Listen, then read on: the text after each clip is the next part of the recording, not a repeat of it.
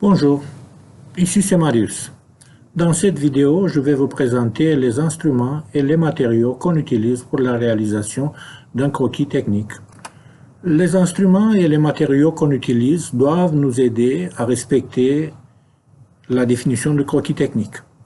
Or, comme vous pouvez constater ici, on utilise seulement les matériaux qui permettent le croquis réalisé à main levée. Ces instruments sont les crayons, les réserves de mine, la gomme à effacer et les feuilles quadrillées pour dessin en vue orthogonale multiple et le dessin en perspective isométrique. Parlons du crayon. Eh bien, je vous recommande un crayon pousse-mine avec mine de dureté HB. Vous pouvez utiliser seulement un seul crayon, par exemple le crayon de 0,7. Mais pour faire une meilleure distinction entre les épaisseurs des lignes, voilà, on peut utiliser deux crayons, un de 0,5 mm, l'autre de 0,7 mm. En utilisant les pousse-mines avec les mines calibrées, on n'a pas besoin de constamment réaffûter la mine du crayon.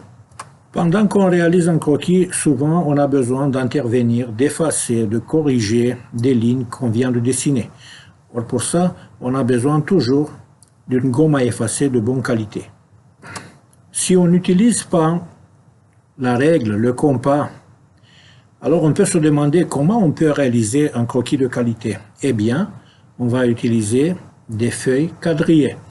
Il y aura des feuilles quadrillées en cases carrées. C'est pour réaliser un croquis en vue orthogonale multiple. Et aussi des feuilles quadrillées en losange, en petites losanges, qu'on utilise pour réaliser d'un croquis en perspective isométrique. Le fait que la dimension du côté de la case, de la petite case, est de 5 mm ou de 1/8 de pouce, ça peut nous inciter à réaliser un dessin à l'échelle. Il faut oublier que la longueur d'un côté elle est d'une 1/8 de pouce ou de 5 mm. On va parler seulement des unités de mesure qui est la case. Chaque livre de dessin technique ou une monographie sur le croquis apporte des bonnes choses. Mais mes présentations vont souligner la manière de réaliser un croquis technique en mécanique en utilisant les moyennes du dessin technique. Les croquis en vue orthogonale multiple ou le croquis en perspective isométrique peuvent être réalisés sur une feuille blanche, sans quadrillage, mais c'est beaucoup plus difficile. Il faut avoir beaucoup d'expérience et il faut savoir comment éviter les erreurs qui peuvent se produire quand on n'utilise pas le quadrillage de la feuille. Alors pour les apprenants, je recommande fortement d'utiliser des feuilles quadrillées en carré et en losange. Maintenant, je vais vous présenter les instruments et les appareils qu'il ne faut pas utiliser. Il ne faut pas utiliser quand on réalise un croquis. Alors, les règles sont à éviter pour dessiner les lignes droites et pour mesurer. Parce que le croquis, c'est un dessin à main levée et le croquis, il est fait à l'œil, il n'est pas fait à l'échelle.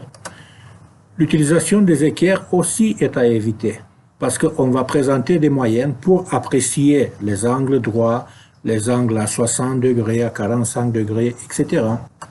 Pour réaliser les cercles dans des différentes cultures de croquis, le compas il est accepté, parce que bien sûr, la réalisation d'un cercle ayant une bonne forme, ce n'est pas très facile.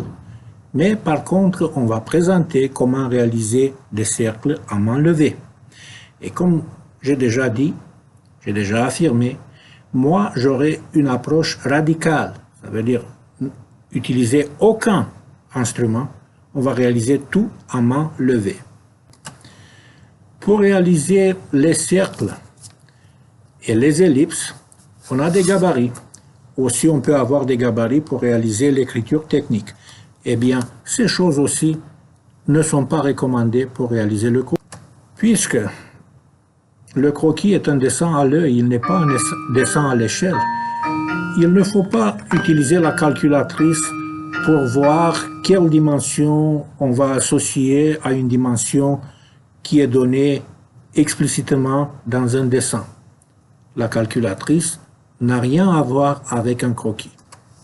Voilà, donc je vous ai présenté les instruments et les matériaux à utiliser pour la réalisation d'un croquis technique mécanique. Merci.